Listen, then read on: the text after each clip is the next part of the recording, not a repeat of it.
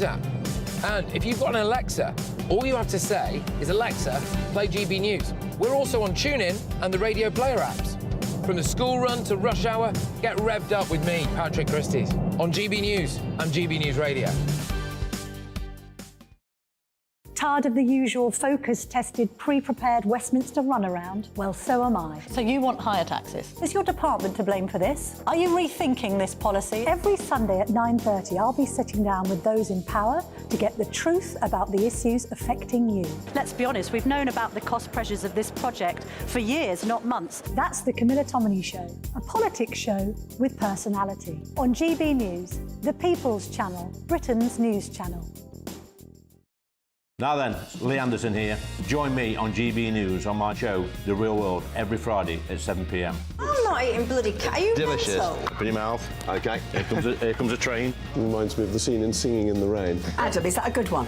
Whoa! Join me at 7 on GB News, Britain's news channel. When the news happens, it happens here. And really important breaking news. Breaking news this morning. On TV, radio and online, the news starts here on Britain's Newsroom. All the biggest stories and the answers that you need from across the UK and beyond. Join Britain's Newsroom from 9:30 on GB News. The People's Channel, Britain's news channel. GB News, unlike other broadcasters, isn't obsessed with the London-Westminster bubble. We think there's a nation beyond the M25, and that's why we talk about the issues that matter across the land. Join me on State of the Nation, 8 to 9 o'clock, Monday to Thursday, on GB News. Daisy's listening, and you should too.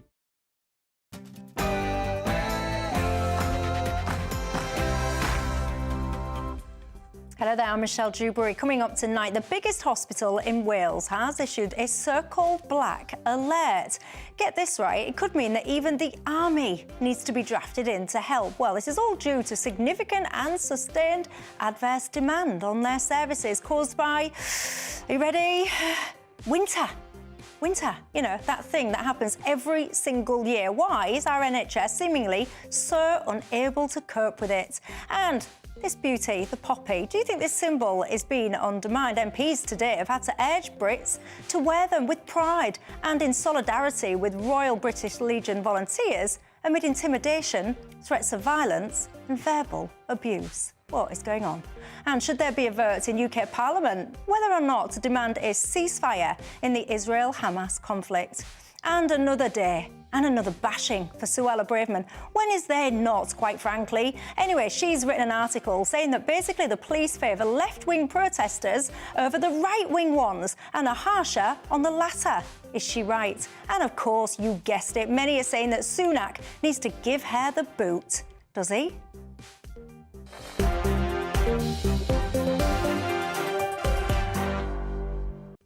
Yes, I'm looking forward to a robust debate on all those topics. Aaron Bastani and Lord Daniel Moylan alongside me, and of course you at home. But before we get stuck in, let's cross live for tonight's latest headlines.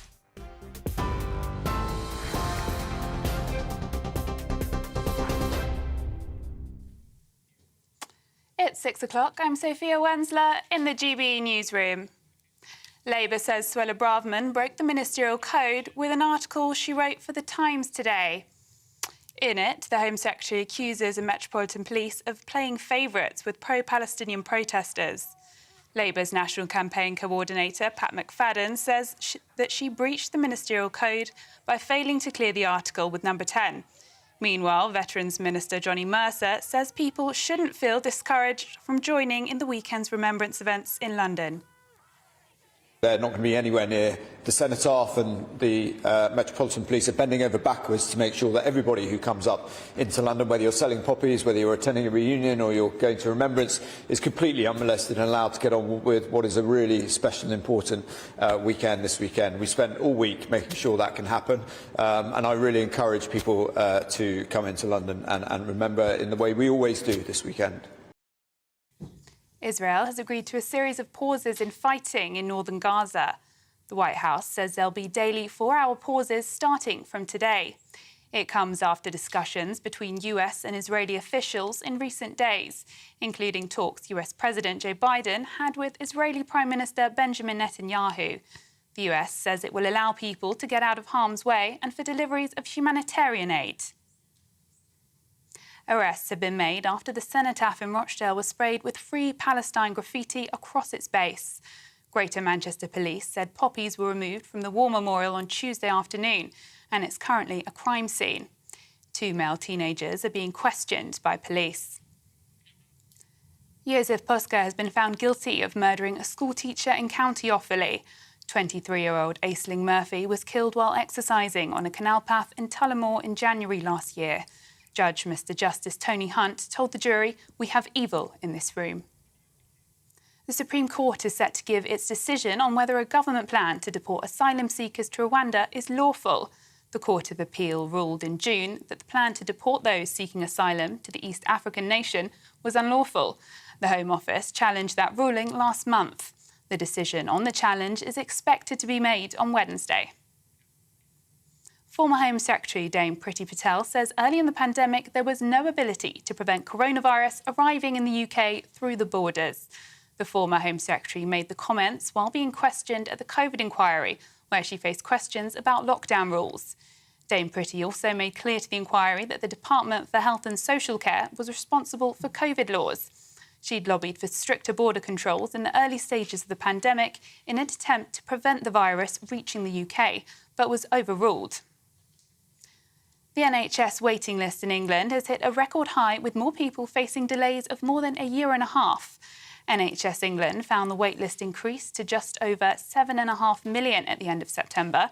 Officials say it's made up of 6.5 million patients, with some waiting more than for one treatment. The overall list is now nearly 3.5 million higher than it was before the COVID pandemic. And the Queen has commemorated the nation's war dead at a ceremony at Westminster Abbey's Field of Remembrance. Camilla paid tribute and recognised the sacrifices of those who fought and died for their country in her first visit to the Abbey since the coronation. After placing the cross down, Camilla and hundreds of veterans fell silent as the chimes of Big Ben rang out. This is GB News across the UK, on TV, in your car, on your digital radio and on your smart speaker by saying play GB News. Now it's back to Michelle.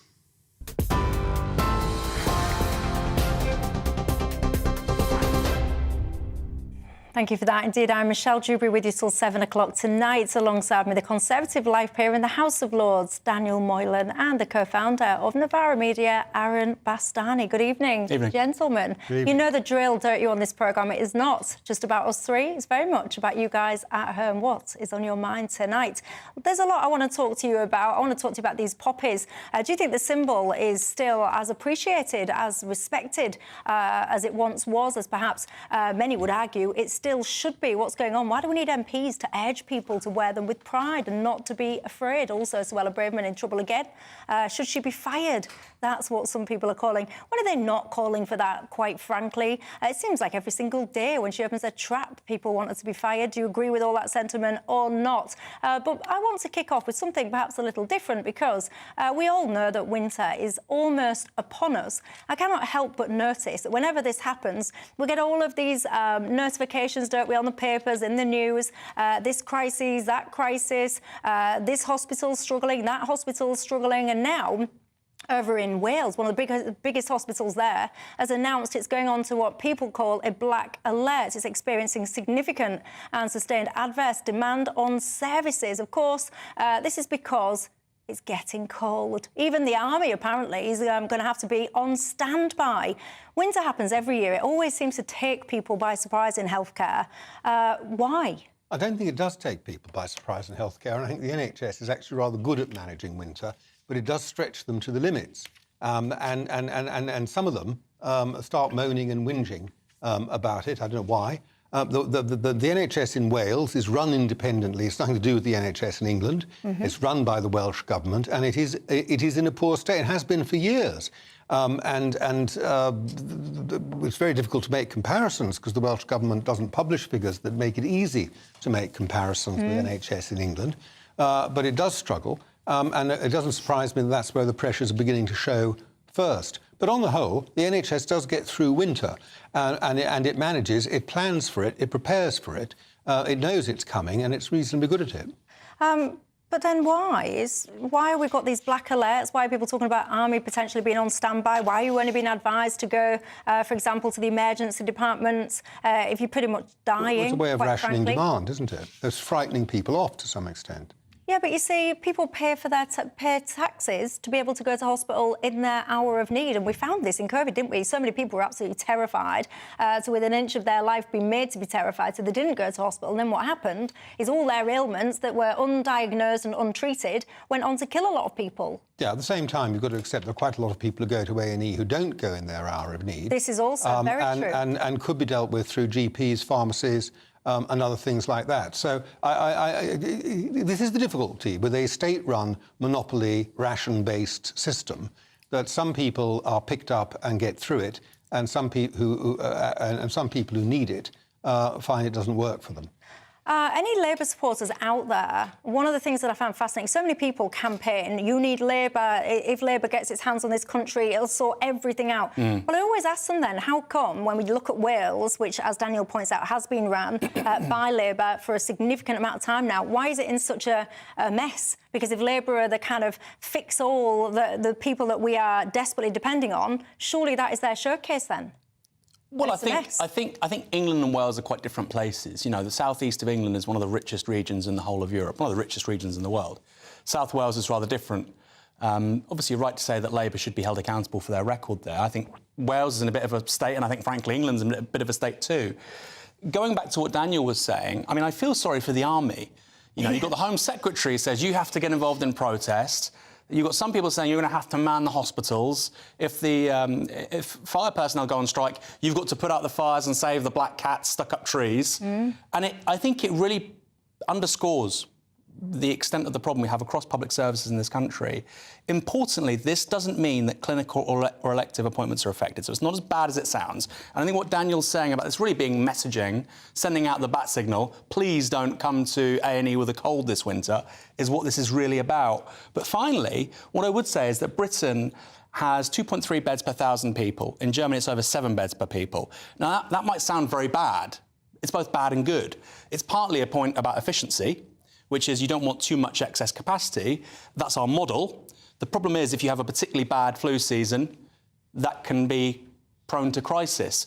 So, you know, it depends on which way you look at it. It's not necessarily about mismanagement. It's about the model we have and trying to optimise for efficiency. One of the things that I thought was quite interesting was that they're asking people in Wales to help. They want to make discharges more effective, more streamlined, all the rest of it. So if you've got a family member and you can help taking them in to free up that bed space, please do so. This comes down to the age-old problem that nobody seems capable of resolving with any kind of real credibility. I know people have tried and failed and had a proposal and then withdrew it and all the rest of it. Social care in this country, because bed blockers, and I don't mean to be rude to people, because I know, you know, but people taking up bed space that don't need to be there is a massive issue in the NHS. Yeah, but the fact that they don't need to be there is an interesting comment in itself, because that's actually a change that's arisen from the way medicine's practiced. So it used to be the case in the NHS that you'd go in for an operation and you'd naturally stay a week. You'd be expected to stay a week, even though you didn't need to, because that was part of the treatment. The doctors were watching, the nurses were watching, so you'd be in for a week or even 2 weeks with a gallstone. What's happened with the NHS is it's moved very much to a sort of a commoditised form of surgical delivery, where you go in a particular type of gallstone, say. Every gallstone's the same, not entirely, but you know what I mean. A gallstone operation is a gallstone operation if you're going to have it, or a hip replacement or a knee replacement. It becomes commoditised, and of course you realise as a clinician that you don't actually need to have these people in hospital for more than the afternoon sometimes. You can have them out the next day, whatever. So you're trying to shorten those times and get them out. So it's as much the way medicine is practised as it is a social care crisis, because previously you wouldn't have been getting them out, you'd have been keeping them in. Now we need to get them out, but there isn't always some place for them to go. But why is no one fixing this social care issue? But why is it? What is the fix in it? The fix in it, one fix in it, would be to say, yeah, you can stay a week in hospital and go and recover properly. Yeah, but if under proper medical care. If there was capacity to do that, go back to the way it was. People will get in touch about what they call convalescent hospitals, cottage hospitals, whatever they were called. People will get in touch with me and say there was that middle facility or whatever. If the demand is such now that you can't stay in a hospital whether you need to or you don't need to for a week and you need those beds, it is undeniable that there is a problem in the social care system, that we don't have that facility to help those people. And no one seems to do anything about it. Well, it is true that the government has promised to do something about it. Boris promised to do something about it. He was well on his way to doing something about it.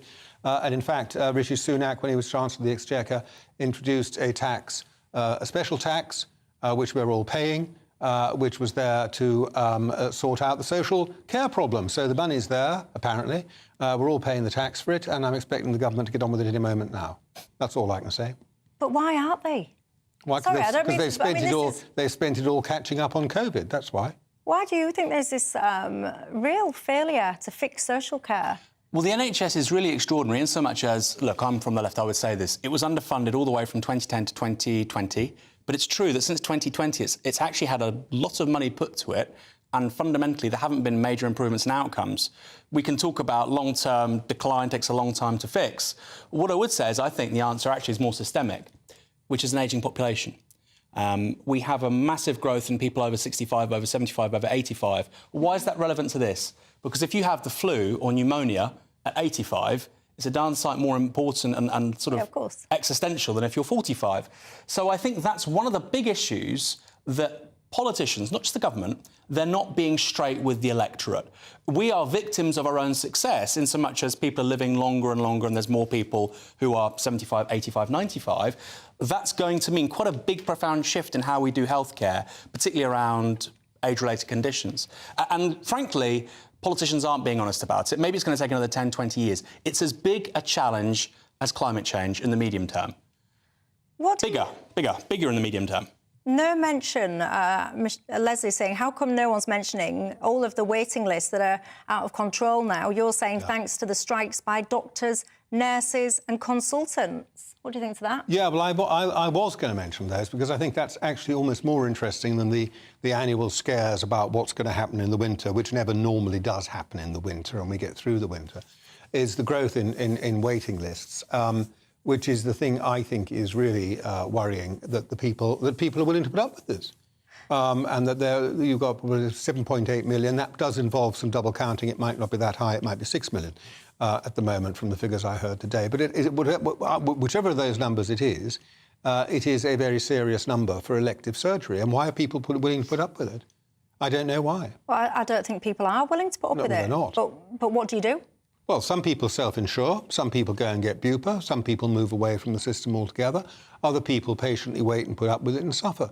And they live with the consequences of what remains fundamentally, I know you're going to say I'm being rude, but remains fundamentally a Soviet-style nationalised system that was meant to provide care for everybody, but doesn't provide adequate care for everybody at all. It does for some, I'm sure, but not for everybody. Do you think we need a root and branch evaluation of the NHS? Is it doing what it's supposed to do? It's mushroomed out and out and out. Do we need to start again? Well, it is highly efficient. So in terms of the proportion of our economy, our GDP that we spend on healthcare, it's significantly lower than somewhere like the United States or even France and Germany. And I think what that means is, and I use the analogy of the beds, the example of the beds, 2.3 beds per 1,000 people. In Germany, it's over 7 beds per 1,000. I think fundamentally we have a system which is actually very efficient. It's hugely efficient. But the problem is it doesn't necessarily provide the outcomes that you want to. What are the alternatives? We often point to the United States, which whatever your thoughts about the UK, I think the United States has probably the most dysfunctional healthcare system in the world. And I think fundamentally that undermines the capacity for a smart argument around this. I think it works. I think it needs more cash. But what I would say is what I said a moment ago, which is, hold on, with the scale of ageing and what that means, we can't just say an extra 10, 20, 30 billion will solve it. We need something much bigger for social care. Judy says, why are none of you talking about patient responsibility? I've been a nurse for 40 years. I think the insinuation there is perhaps people are not looking after themselves as well as they could. Paul says, my wife was in A&E at Colchester Hospital a few weeks ago. The army came in at 6 a.m. and helped out. A soldier did her cannula, and the ECG arrived at 9:45 p.m. and left at 11 a.m. the next day. Can't fault the staff at all. I know, but don't you think it's a bit weird? I mean, I don't know the circumstances, but the army is sticking the cannula in. Really? It's a sign of a broken society, isn't it? You tell me. GBviews at gbnews.com. I've got a lot coming your way. I want to talk to you about the poppy. Is that a symbol that is still respected? Why are we being told to wear it with pride? Because people are worried about violence and people are afraid, intimidated, apparently, to go out and sell them. What's going on? See you in 2.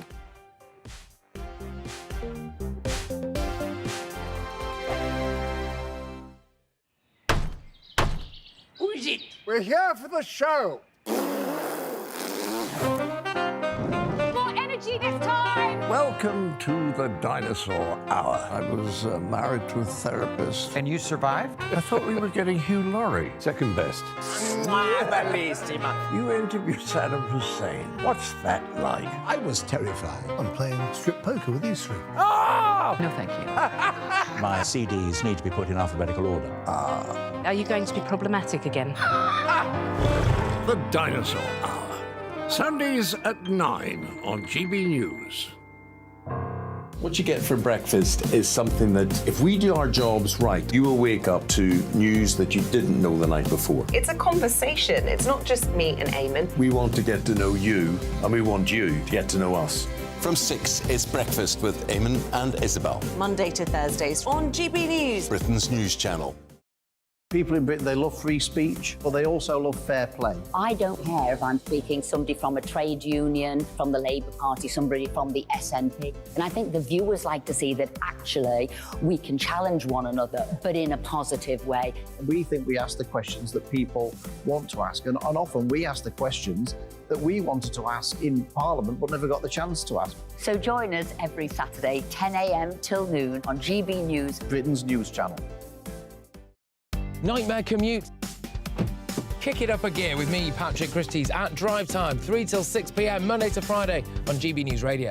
You can listen online and on DAB+, on the smart speaker app and on the GB News app.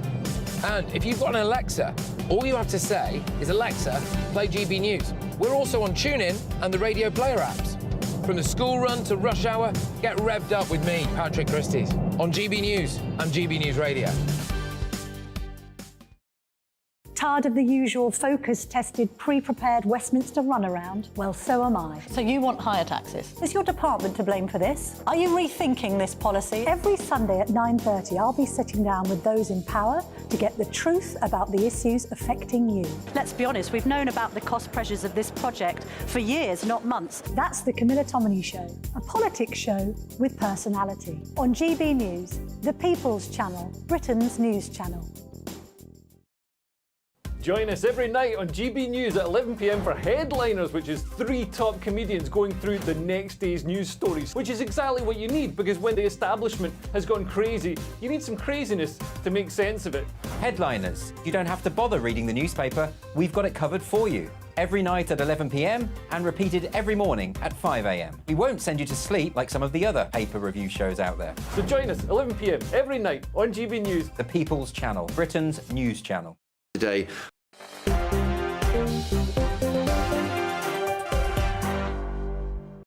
Hi there, Michelle Dewberry with you till 7 o'clock tonight.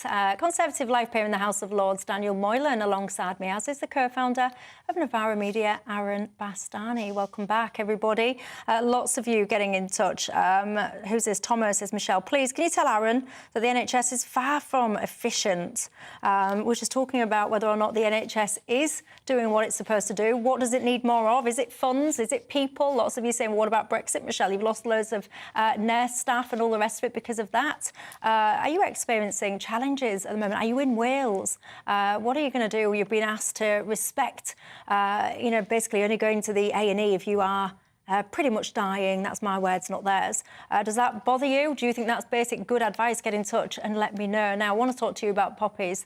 Of course, this year's poppy appeal, this is quite interesting because now we've seen instances where people are saying they're feeling nervous about wearing one of these out and about. Also, as well, some poppy sellers are saying that they have felt intimidated. Apparently, there's been some struggles trying to get people to volunteer to sell them in different areas. You've had MPs coming out today urging Brits to wear them with pride, which got me thinking about poppies. Do you think that we still, as a nation, respect the symbol? Do you think it's still got that kind of level of gravitas, particularly with the younger generation as well?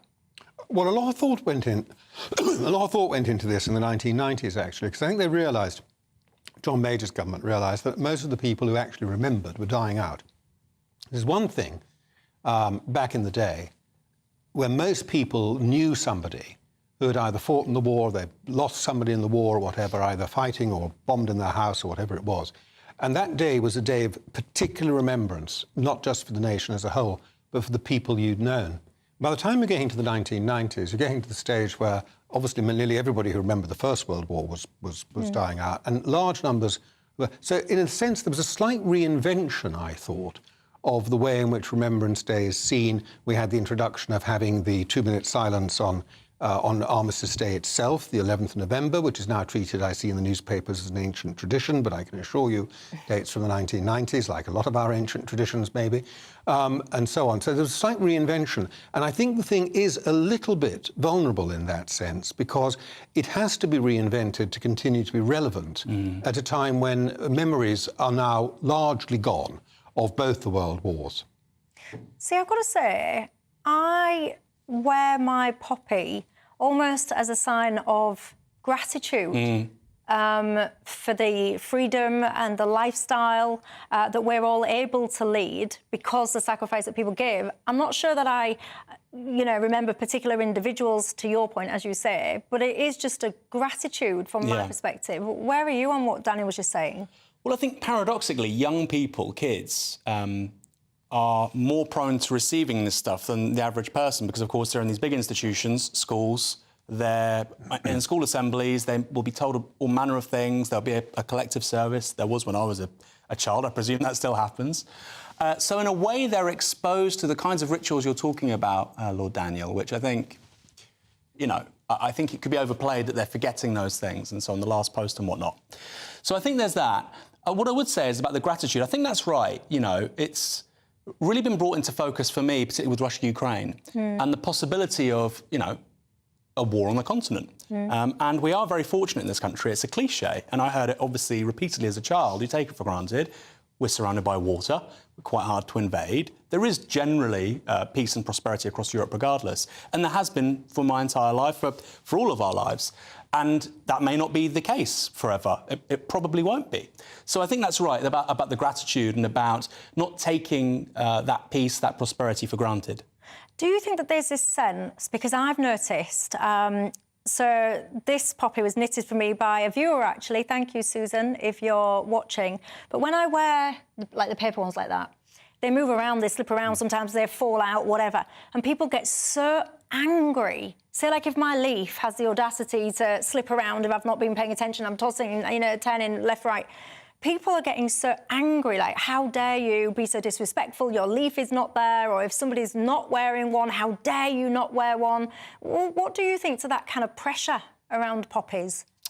Well, look, I think people have strong feelings about it because it's important, it matters. But I think, hectoring somebody in terms of what they should wear and what they should do generally doesn't work as a strategy. I say that as somebody on the left. The left is very good at hectoring people. I can tell you from experience it's not particularly productive. I think just explaining to people the importance of commemoration. Look, you don't have to wear a poppy to have reverence and respect for the people that passed away for our freedoms. If only it was that easy. So I think it's a bit bigger than simply wearing something to respect those that matter so much. Do you think we give enough time to this period? Because one of my viewers, Keith, is pointing out so many of the causes now have a month. So you have a month for Pride, you have a month for this, you have a month for that, a month for this. Should we have like a proper, full-on month of remembrance? No, perhaps we should have proper, non-full-on weekends for everything else and not have a month of this, a month of that and a month of the other for identitarian politics. This is one of the few things that isn't identitarian. That's right. It's meant to be bringing people together. And we should focus on the value of that and not carry on worrying about identitarian stuff. Helen, you make an interesting point as well. I might touch briefly on this. In one of my other segments of the show, you say, for some, red poppies can be seen as glorifying war, she says. How come more people don't wear white poppies to symbolise peace? There you go, interesting point. Speaking of peace, after the break, do you think the UK Parliament now should put it to a vote about whether or not to call for a ceasefire? Also, as well, I want to talk to you about Suella Braverman, what she's been saying. She's in trouble again.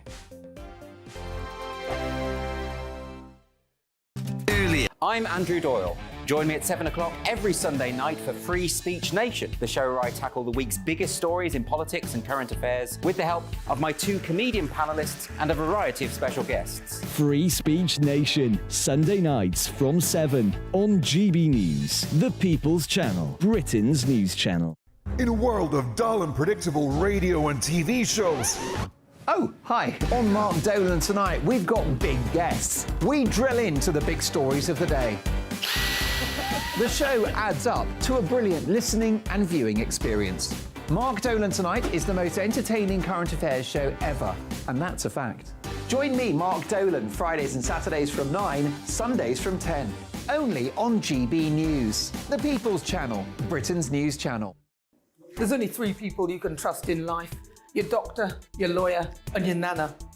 I'm not sure. So join me, Nana Aquare, at 3 p.m. every Saturday and Sunday, where we discuss the biggest topics of the weekend. Be ready for battle. Can you be quiet? What is this? It's my new teeth. It's your new teeth. I don't bite. Well, not without a good reason. Always honest, always fun. Every weekend at 3 p.m. on GB News, the People's Channel, Britain's news channel.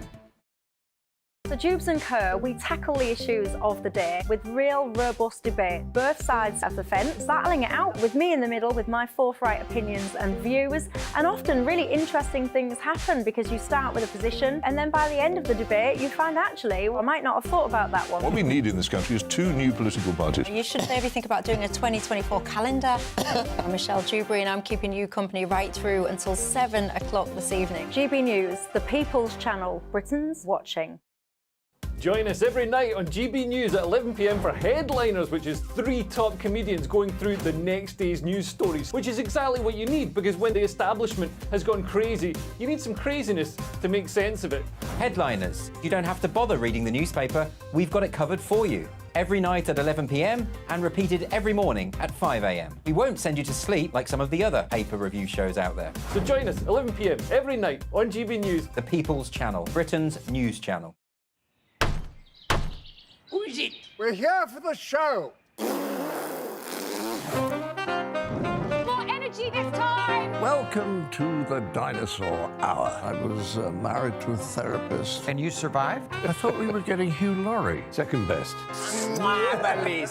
You interviewed Saddam Hussein. What's that like? I was terrified. I'm playing strip poker with these 3. Oh! No, thank you. My CDs need to be put in alphabetical order. Are you going to be problematic again? The Dinosaur Hour. Sundays at 9 on GB News.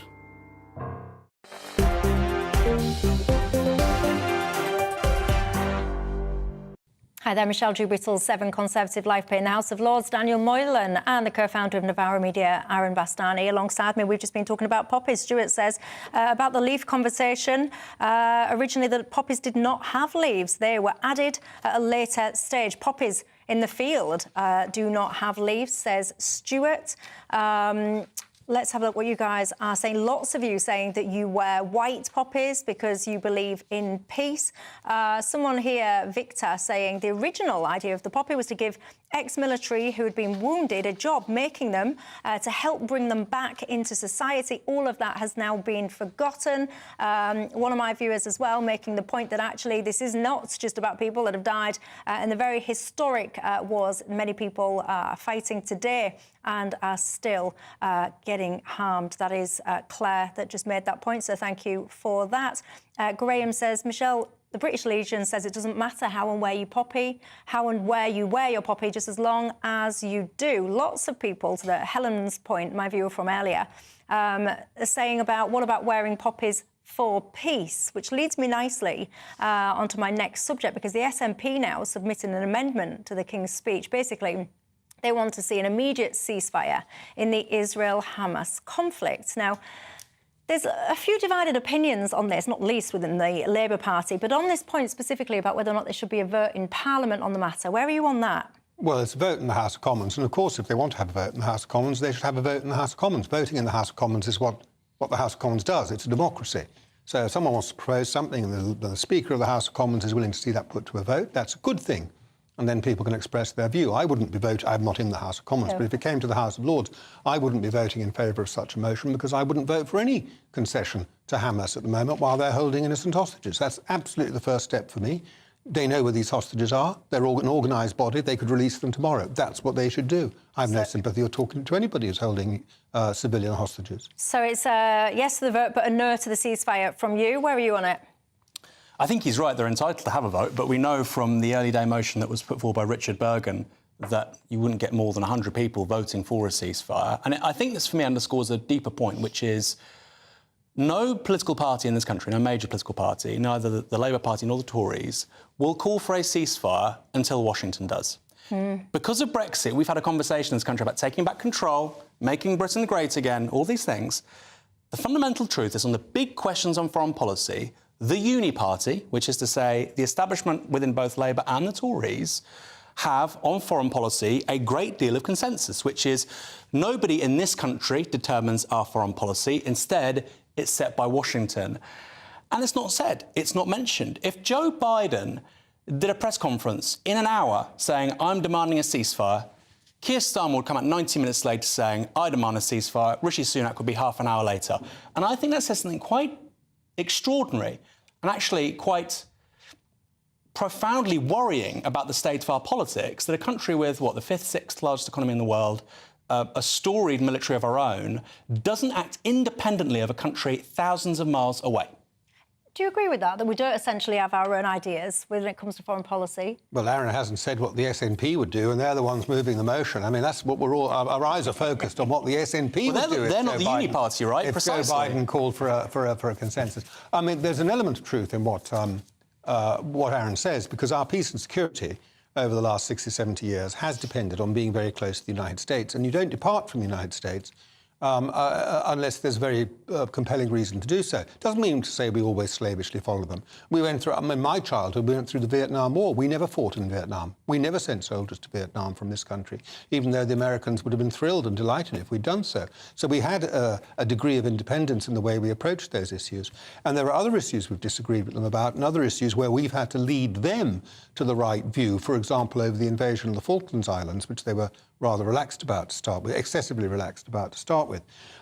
So I think there is a degree of to and fro, but there is undoubtedly a sort of Western consensus foreign policy about it, which Blair was very much part of, and Cameron and so on. We saw that, and occasionally it gets broken.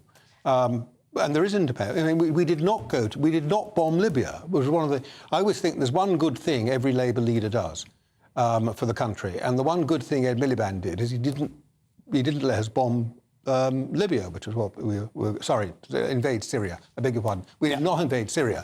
And that's the one thing I think the country owes Ed Miliband. We shouldn't have done that. The Americans would have gone ahead if we'd given them the support to do that. So we do have influence and a degree of control. And I found some of the angles coming from the US I found quite interesting, because there was talk about the aid package. I think it's about 12, 14 billion or something.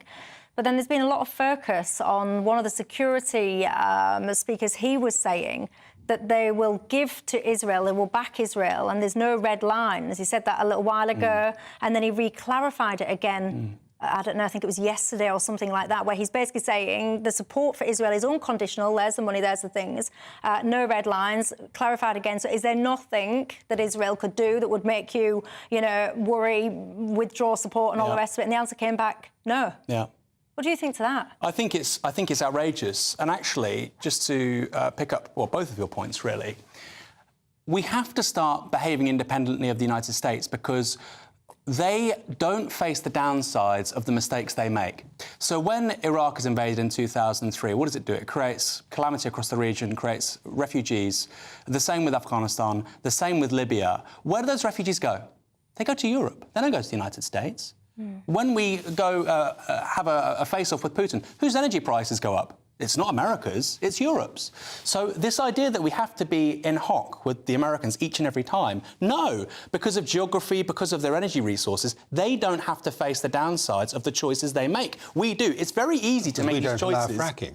Well, it's very easy to make all these choices when you don't have to actually have to be subjected to any of the pitfalls. And time after time, Europe is facing those, and our leaders don't do anything about it.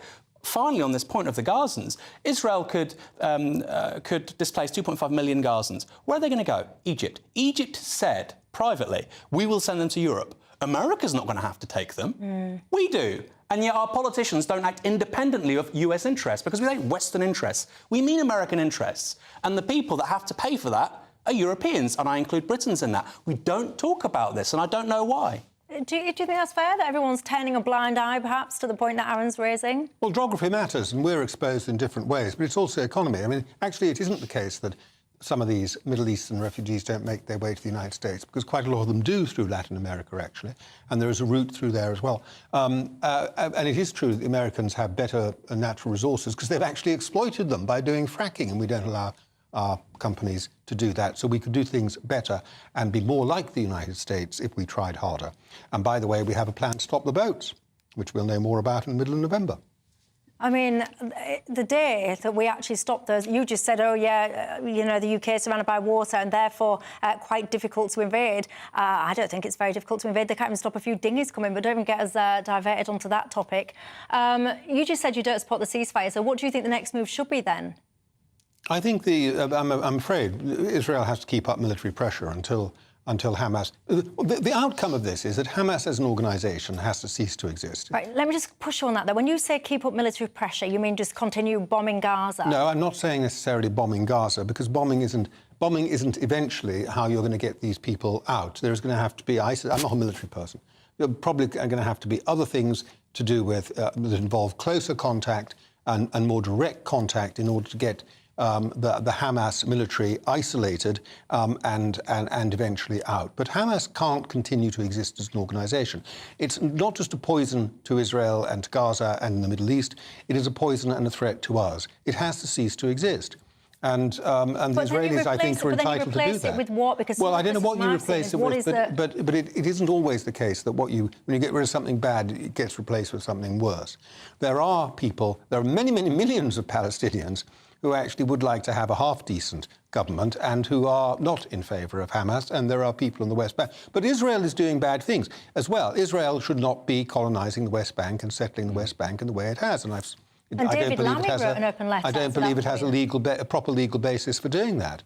And it needs to really think about that, because if the only way Israel can assemble a government using its rickety proportional representation system, and what an argument against PR the Israeli Knesset is, if they can't assemble a government without giving licence to extreme groups to go and settle other people's land in an occupied territory which they have no legal title to, then they really need to think about electoral reform, I think, as a minimum. Well, what do you make to it all? Where are you on that topic? There's a lot to come. I want to bring you into the conversation after the break. I can tell you, you're really divided. Keith says Israel absolutely needs to push on. Ian says it's not up to the UK government to call anything. We should not have a ceasefire, says Tony. That is basically a vote for Hamas. And John says we simply follow the US like lapdogs. I'll tell you after the break as well, I want to pick up about Suella Braverman. She's in trouble again. When is she not, quite frankly? She says that the police have double standards when it comes to how they police protesters from the right versus from the left. What do you think?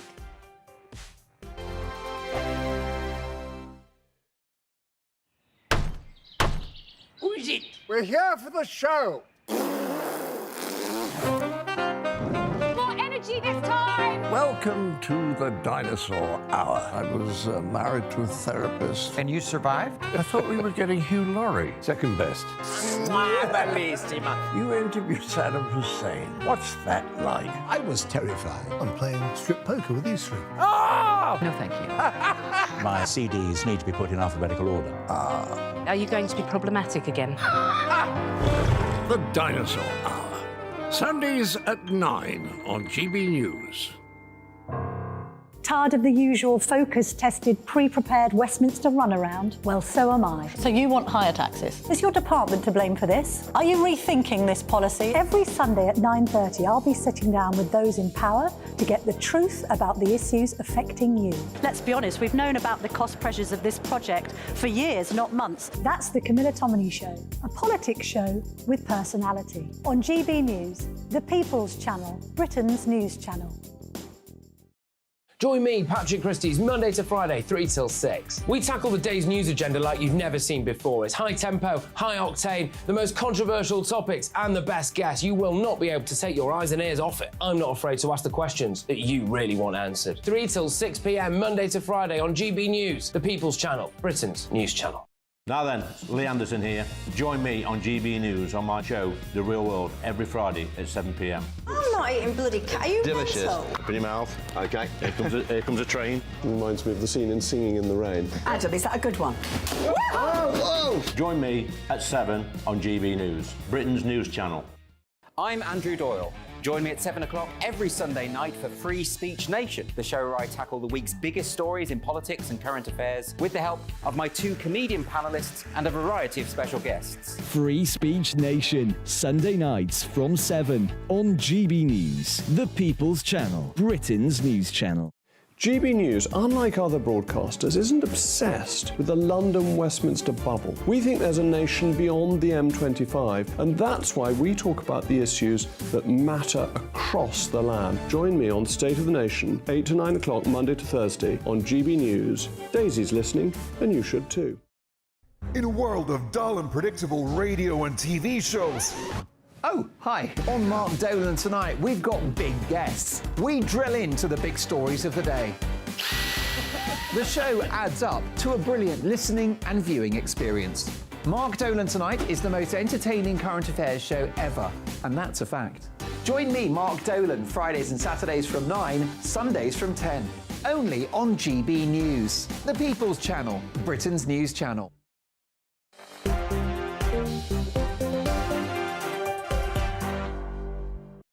Hi there, Michelle Dewberry till 7 o'clock tonight. Lord Daniel Moylan alongside me, as is Aaron Bastani from Novara Media.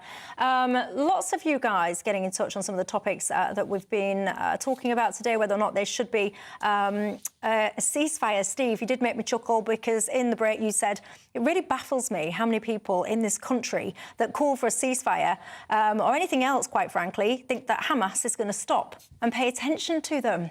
Well, never say never, that's what I say. I'll tell you who's in trouble today, Suella Braverman. When is she not? And I mean that in all seriousness, because every time she opens their mouth, people really seem to lose their minds and be calling for her sacking. Well, today, it's all kicked off again because she did an article in the Times newspaper. There's been this whole kind of argument about whether or not that was a sanctioned article or not. Apparently not. But the gist of it was, she's saying that during the protest, the police essentially have double standards. So, for example, during the COVID protests, people were kind of, if you did something that you shouldn't have been doing, the police were on you, like really, really on you, then flip over to the BLM, Black Lives Matter protests, and the police basically allowed people to break the rules. Instead of arresting them, taking the knee in solidarity. Is there double standards in policing? Yeah, but I don't think it works quite on the basis of equality, because actually the right don't march. There are very few right-wing marches. So you can't say the police treat right-wing marchers one way and they treat left-wing marchers the other way, just in a straightforward comparison. But what does happen is that as far as a lot of the left-wing causes are concerned, in the interests of what they call community relations, the police invite in, on a consistent basis, representatives of groups which are very often allied and sympathetic with those who are marching on the left, so that everything can be smoothed out in advance, and so it's all kid glove stuff. Whereas the moment you look like anything like white working class, especially if you have an England flag, I mean a cross of St George, anywhere near your person, you're treated as if you are a threat to the peace just for that. And I think people feel that very, very strongly, increasingly strongly. And I thought this was actually quite a carefully considered article and that she wrote today. And it's very interesting that the people who are furious about it are not saying that she was wrong. They're saying she shouldn't have said it, which is a very different type of argument. They don't like these things being exposed. I read it and I agree with you. I think it was a very considered article. It probably won't surprise many of you to know that I agreed with an awful lot of what she was saying. Where are you on it, Aaron? Yeah, this idea that white people with England flags are policed very harshly. I mean, if you just remember the scenes from the European Championships final, what was it, 2021? There was a gentleman with a flare coming out of his backside, Thousands of people in London. You probably remember the England-Italy final. I remember. Well, it was policed very lightly. I will have to slightly correct you there on that, Daniel. Well, it wasn't a right-wing march. No, but look, it was lots of people who were being policed. Football club, but it was an yeah, but it was policed in a very light touch way. And I think that's true with some of these protests too. And I agree and I concede your point about the community relations. What I would say on Suella Braverman is she talks a lot. She doesn't seem to do very much. She has talked about, I think, a reasonable distinction in the treatment of people who were anti-vaxxers, anti-vax protests and the BLM protests in 2021. She's spoken about that. I think that's a reasonable point to make. Guess who was Attorney General in 2021? Suella Braverman. So it's almost like she's a... She'd have had no say over. But it's almost... No, but it's almost... General. She's the legal advisor to the government. She's Attorney General. She's now the Home Secretary. She's one of the most powerful politicians in the country. It's almost like she's a journalist or a pundit, when in fact, no, you're one of the people who commands one of the major levers of power in this country. Well, that is the point. She does not command. Well, she does, because the Metropolitan Police Service is answerable to the Home Secretary. She does not command the police, not only, it's also to the Mayor, and she does not command the police at an operational level. And, of course, what we've seen is the government havering about whether it should be trying to command the police to do something and backing off. And a lot of people would say that was the right thing to do, that you should leave these decisions to the man in charge on the ground, Rowley. Two sides to that argument. But I don't think it's fair to say that she is the most powerful person. She could snap her fingers. I'm not saying that. And the police would ban these marches. OK, here's a question. She is always in the headlines. What has she accomplished as a politician? You tell me. The good people of Fareham have voted this person repeatedly. What has she accomplished? Well, that would be take too much time on a short show, segment of the show like... Give us the top one. Just give me the top one. She is, I am sure, going to be successful in a matter of days in the Supreme Court when they give their judgment on the Rwanda deportation policy. And she'll have put that in place in an imaginative and effective way, and we'll see it being implemented.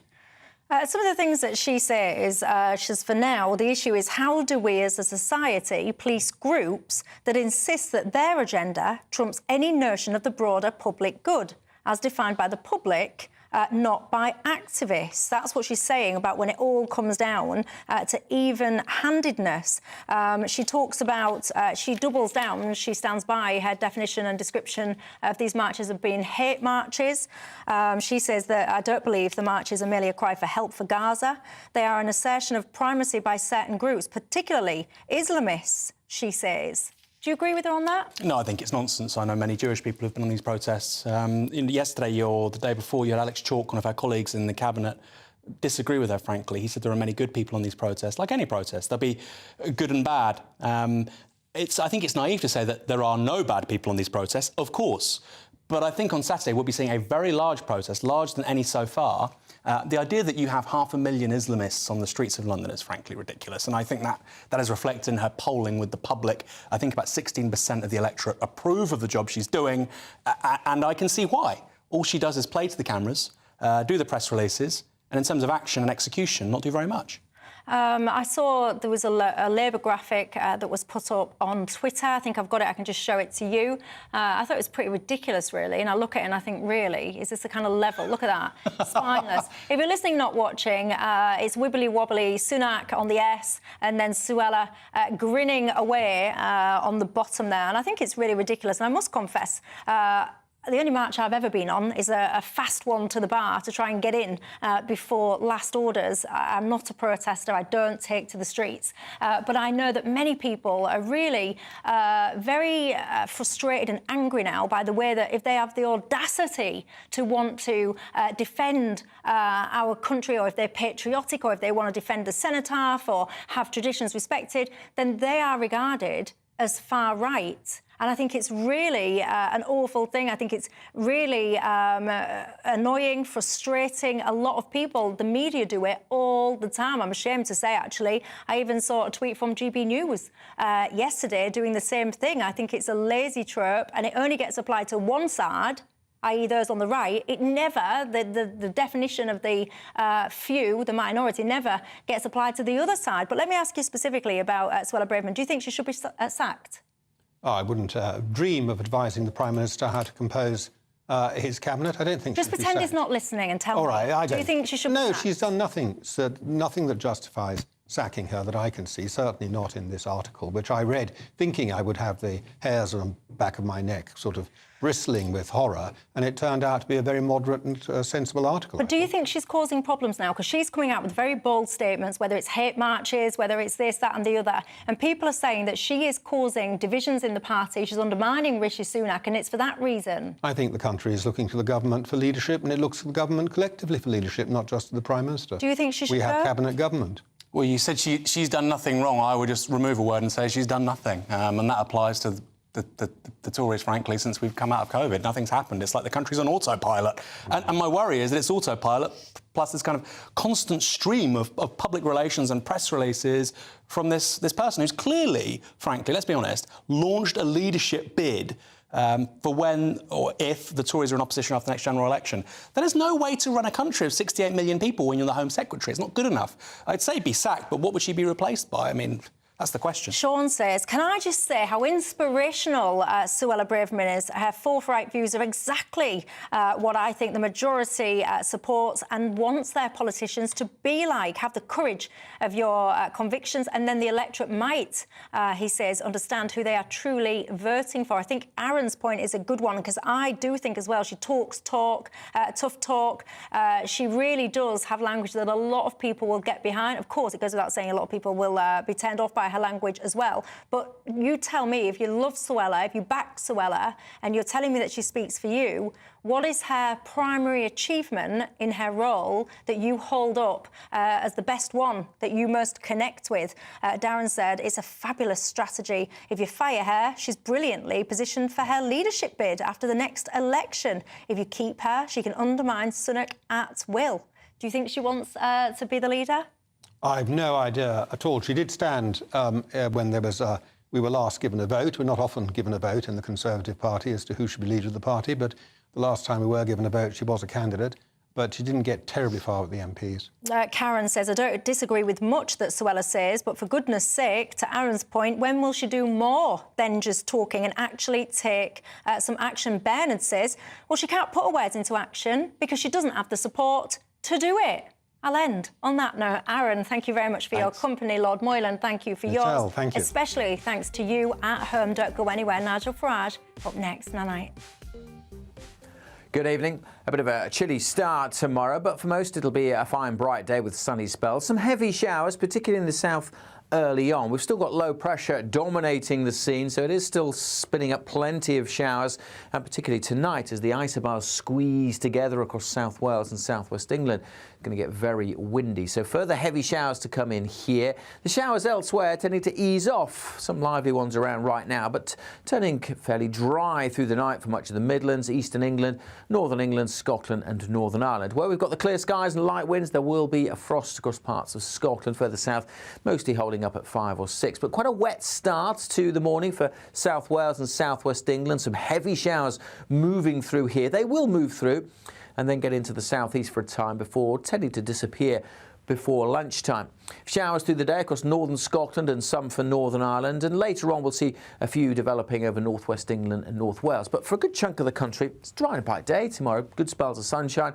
On the cool side, temperatures mostly in single figures, maybe 11 or 12 in the south. Certainly a cold start to the weekend, a more extensive frost across northern Britain and a few fog patches as well. But once they've gone, most of us having a fine day on Saturday. Still a few showers in northern Scotland with a bit of a breeze and some rain down to the southwest late on. That'll spread in during Sunday, and again on Sunday some frost and fog early on.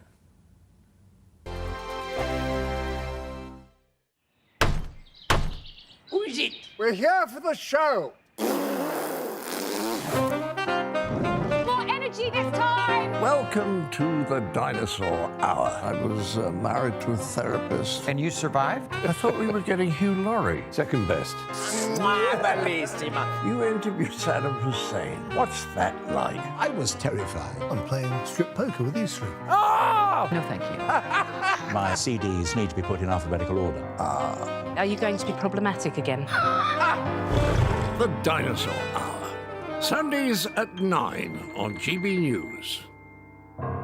What you get for breakfast is something that, if we do our jobs right, you will wake up to news that you didn't know the night before. It's a conversation. It's not just me and Eamon. We want to get to know you, and we want you to get to know us.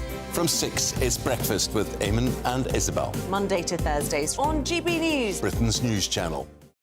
People in Britain, they love free speech, but they also love fair play. I don't care if I'm speaking somebody from a trade union, from the Labour Party, somebody from the SNP. And I think the viewers like to see that actually we can challenge one another, but in a positive way. We think we ask the questions that people want to ask, and often we ask the questions that we wanted to ask in Parliament but never got the chance to ask. So join us every Saturday, 10 a.m. till noon on GB News, Britain's news channel.